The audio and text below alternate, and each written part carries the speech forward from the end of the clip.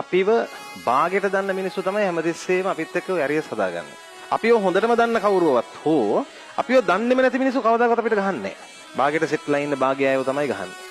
ඔය ගල් ගහන සීමාව ළමයි එක සීමාවක් දක්වා විතරයි වදින්නේ. ඔය සීමාව තරණය කරන එක තමයි අමාරුමත්. හේතුව ගල් ගහන එකම තමයි. පුළුවන් තරම් බාධක දීලා බලනවා වට්ටන්න. ඒක තමයි හේතුවත්. මෙහෙම පිහියෙන් අයින වගේ කියන වචනය පවා අපේ ගමනට බාධාවක් නෙමෙයි. අපිව ගොඩ හිතනවනේ. අන්න ඒක තමයි නොකරන්න ඕන. දියුණුවට අත්‍යවශ්‍ය වෙන්නේ දියුණුව පතන මිනිස්සු විතරයි. ඒක නොපතන මිනිස්සු දියුණුවට අත්‍යවශ්‍ය නැහැ. ඒ නිසා ගල් ගහන අයට ගල් ගහන්න දෙන්න. කාගෙන මේ දුර තරණය කරන්න. ඔයාලගේ ජීවිතේ එක සීමාවකට එහායින් උඩට ගියාට පස්සේ ඔය ගහන ගල් ආයෙ වදින්නේ නැහැ. බාගේ මිනිස්සුන්ට ඔයාලා වටන්න බෑ. ගහන ගල් ආයෙම වැටෙන්නේ යාළ ගොල්ලටම තමයි. ඔයාලා ඊට උඩට ඇවිත්. ඒ නිසා කාගෙන උඩටම යන්න.